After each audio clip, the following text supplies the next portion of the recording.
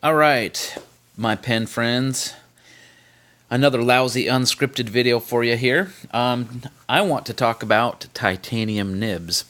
And I have 3 pens that have titanium nibs, and I want to talk about them a little bit. And I suppose I'll talk about them in the order in which I obtained these pens.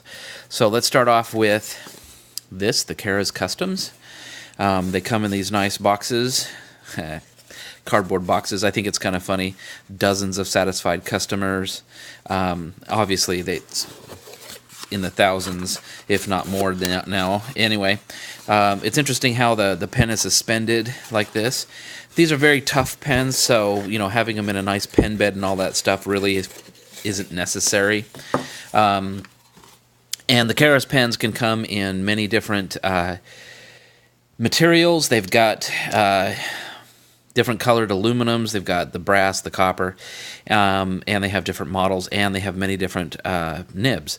I opted to get mine in the olive anodized, and this is the ink, of course. The model's called the ink. It's got this nice clip, and when I got it, I thought, gosh, why is this gray? Why is the clip kind of a gray instead of a polished stainless but then I saw that it matches the nib really closely, and it's like, you know what? That's good. I like how it matches. It's kind of cool. Copper section. And that kind of gives a little bit of weight to the end, so it balances forward, and so it's got a really nice feel in the hand. These are not intended to be posted. You can, but it makes it ridiculously back heavy. So yeah, I don't post it. Cartridge converter filler. It comes with a Schmidt. And one of the things I found is with these, because I made the mistake of filling this up with an iron gall ink, like this Quizzy. It turned the section all black. It didn't like it very much. I mean, it wrote just fine, but I think the iron gall ink just kind of attacked the copper section. So I'm not going to do that again. So I'm going to fill it up with some of this Noodler's Army Green. And it's just, I kind of like the olive colors, and it kind of made sense with this pen. This is one of the older, well, I don't know if it's older or interim iterations with the plastic bottle. And do it again, get the bubbles out.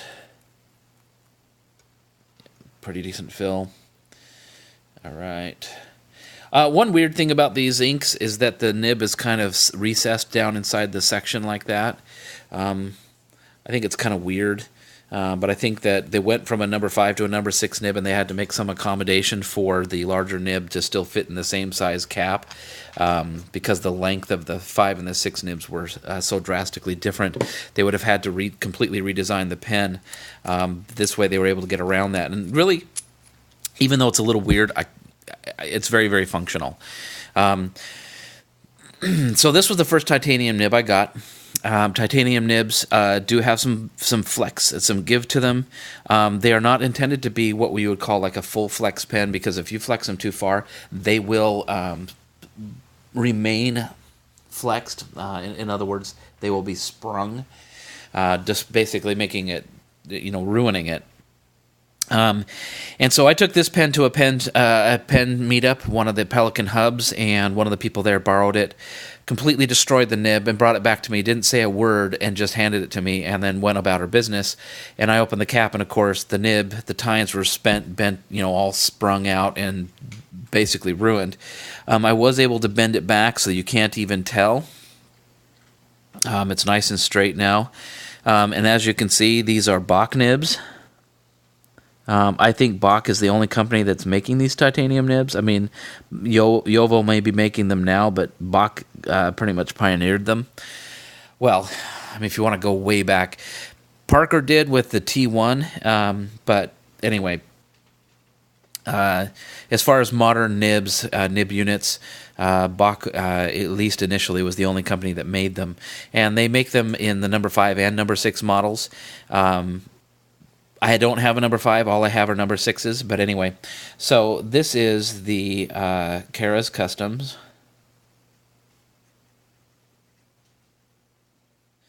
Ink pen. and it's the titanium Bach nib, and this is a medium, and it's a very, very wet writer, and it always has been, but after it got sprung and I was able to move it back, it got even wetter. But I mean, it's just a gusher, and it just oozes the ink out, which I kind of like. That's just how I am. You can flex these, but I am leery of doing so, and I wouldn't push it more than basically double the normal width of the line. And it bounces back, and it does just fine if you don't push it too far. One of the nice things about the titanium is it does have a little bit of bounce as you're writing. So as you're going along, you can kind of get that feel for it. It's nothing like a real flex nib, and the one thing about titanium nibs too is that they've got kind of a toothy feel to them. You can polish the snot out of them, and they're still gonna feel toothy. And I think it's just the nature of the material. It doesn't mean it's unpleasant. It's just that you get a different feedback from it than you would from a steel or a gold nib. They are very, very different. Some might describe it as similar to writing with a pencil, but I don't know if that's even an adequate description, but this is a good writing pen. And this, I love this Noodler's Army ink. It's got this beautiful dark olive green that I think goes really well with the body of the pen. So that's the Karas Kustoms Ink, my first titanium pen, titanium nibbed pen. I do have other pens that are made out of titanium, but that's another story. Now let's go to the second titanium nib pen that I obtained, and it came in this box. This is the Namisu Nova. Comes in kind of this slide out. It's got a cardboard sleeve, and I guess it's kind of stuck.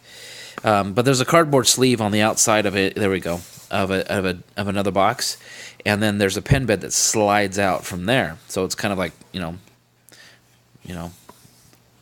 like an antenna, sort of. Decent packaging.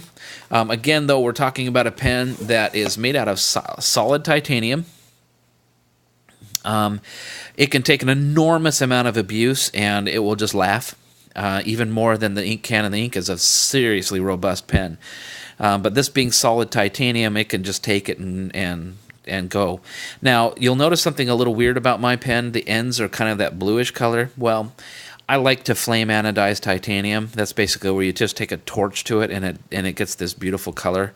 I love that blue to the purple, and there's kind of a straw color under that. It's kind of fun. It's more of a muted blue because this could be a seriously brilliant color that titanium can get when you flame anodize it. But this is the stone-washed version of this pen, and so therefore the colors are more muted, but I kind of like it. So I flame anodized the ends of the pen, and I also did that to the section itself. Now, of course, if you're going to do that to this section, you're going to have to take the cartridge converter out, and you're going to have to unscrew this nib unit, which these pens come shipped with a steel nib. If you want the titanium nib will come in a separate little box. Again, this is a Bach titanium nib. This one, rather than the ink, this one's a fine. Because I found that this medium in the ink was a bit heavier than I wanted. Kind of like a Pelican pen where the mediums are more like broads. And so I went with the fine pen nib on this one, and I've been so pleased with it. This is a great pen. This is a pen that if I had no other pens, this is one of the ones I would keep, just because it's robust and it's a fabulous writer. And you would think that with this pen does not have a plastic inner liner. It's just a metal cap, and it goes over like that. Okay, but this pen never, ever, ever runs dry on me, ever. And I'll leave it sitting for days on end, and it will not dry out. I'll pick it up, and it will write. And somebody has said that has something to do with the fact that it's titanium. I don't know, but let's fill this one up. Now, this is a Graf von Faber-Castell cobalt blue bottle, but it was empty, and so I put some Daytone blue black in it because the Daytone bottles were useless. And the color, strangely enough, is fairly close. I don't know, maybe not. The blue black from Daytone is not really a blue black. It's more of a nice dark blue, at least in my recollection. I haven't used it for a little while. But we'll fill this pen up with it. One thing I have noticed about this pen, though, is that once you ink it, you really got to clear the feed on it. Get some of the ink back out of it, because it will dribble. It kind of barfs a little bit of its ink out after you fill it, so it's a good idea to really clear that nib after you've filled it. If you do it that way. The other, another way to avoid that, of course, is just to take the converter off and fill the converter. And I found that actually is a safe way to use this pen. And the flow on it is really good, so that you don't have to worry about it taking forever to get down to the nib after you've put it just in the converter. Anyway, this is the fine Bock nib. So this is the Namisu Nova. And this is the titanium stonewashed version. This one has even more bounce, and it's even softer than the ink is. I am really, really pleased with this nib. It's just, I don't know if this is an older version. It was like more of a new thing with Bock when they first came out with them, and then these later ones are better. I don't know, but this is just such a nice writer. It's got more of a softness and bounce to it when you write. It's just wonderful. Nice and wet too. Maybe not as much of a gusher as the ink is, but that's a good thing, I guess, because you don't want ink pooling up and smearing for days like that is. The ink is Daytone blue black, and the nib is a TI fine. Okay, so this is a great pen. Interestingly, these pens are similar in price. They're machined pens. They're made by a machine shop. This one is in Arizona, this one in England. There's kind of a similar aesthetic to them. Well, not really. I guess they're both machine pens, and they both have that kind of a machine feel. And so to me, the titanium, it just kind of matches that so well that I really like the combination. The last one is very, very different. And this one I had recently obtained. It is already filled with ink, but I will show the box. Those of you who have a Stipula will recognize this box. A lot of the pens come in it. It's got a magnetic closure, like a lot of boxes do these days, and then there's the pen bed. You can lift that out. It's got almost like a terry cloth velour feel to it. And then there's like the instruction booklets and all that stuff. The Namisu has stuff like that inside of it too. Yeah, there we go. And here is the pen. Well, let's see. This is what I thought was kind of interesting, what it says on here. It says, Stipula Etruria Rainbow. I'm like, this isn't a rainbow. But then it says ebonite green. I'm like, okay. And it has a titanium T-flex nib. Now, the nibs on these are also made by Bock, but they have Stipula's branding on them, which is actually really kind of pretty. It's like there's olive leaves running up the side of it. The ink is all over it right now, so we may not be able to see it very clearly. But you see it's got a different marking. It says Stipula, and there's kind of these laurel or olive branches going down the sides. Very, very pretty. I like it. And it says TI Flex on the bottom. It's not really a size. I think they only come in one size with these, and it's very, very similar to me to the. Well, let me see. It's actually a little. It looks to me like it's a little bit thinner, so maybe it's like an extra fine. But with these titaniums, because they're soft enough and the flow on them is so generous, you have to kind of take the sizing with kind of a grain of salt, because it's not going to be similar to your gold or your steel nibs. So anyway, let's write with it a little bit here.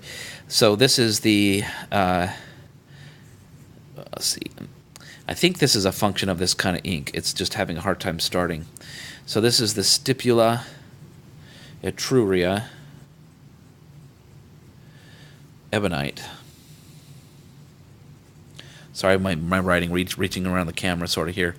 And this has the TI Flex nib. The ink is Monteverde, California Teal. Now, Monteverde is a Jaffa brand, and Jaffa is the distributor for Stipula pens in the United States. So when I purchased this pen from Goulet Pens, a bottle of Monteverde ink was included with it free, and this is the one I picked because I didn't like the others that were available, and it has been a perfect match for this pen. As you can see, it's got this swirled black and kind of a slightly blue-green colored ebonite. The ebonite is on the blind cap here, which is the piston mechanism. The section is this beautiful hourglass, which is so comfortable in the hand. This could be considered an oversized pen. I didn't realize how big these were when I ordered it, but I'm glad it is. It's just a nice big pen. It's larger than the Nova. It's even larger than the Ink, and the Ink is a big pen. Those of you who have them, this is longer. And it's a great writer. I think this teal ink runs a little bit dry because it is a highly saturated ink. It's a sheener. It has this teal color, and then on the edges, it's got this brilliant red sheen. It flows generously like all titanium nibs do, but it is thinner. It is narrower. So I think it is closer to an extra fine. Although it's not marked with a size designation, it just says TI Flex or T-flex on the nib. Anyway, so these are my 3 titanium nib pens. If you don't mind a pen that has a little bit of a different feel to it, a little bit more of a feedback as you write with it, these are wonderful pens, and these are great pens for long writing sessions. Even though these two are made out of metal, the titanium is fairly light, the aluminum is very light. They don't tax you very much, and I have found that all 3 of these have been great pens for really long writing sessions, and I like the titanium feel. But the consistency of the flow of the ink through the nibs is really exceptional, and that's one of the things I really like about titanium nibs. So, if you have the opportunity to get one, try it out. Borrow one if you need to. If just going out and buying pens is kind of, if that kind of scares you, especially because some of these pens are kind of expensive, and titanium nibs are not cheap. I think it adds $65 to the price of these 2 pens, or $45. I can't remember exactly how much, but it does add a certain amount of money to the price of the pen, and so. If you have a friend who's got one, borrow it, try it out, get a feel for it. But of course, don't spring the tines. That's the bad thing. And if you do, tell the person that you did and apologize and try and make it better. That's just a little bit of etiquette. Anyway, I hope this has been informative, and you take the opportunity to try out some titanium nibs sometime. And have a good night. Bye-bye.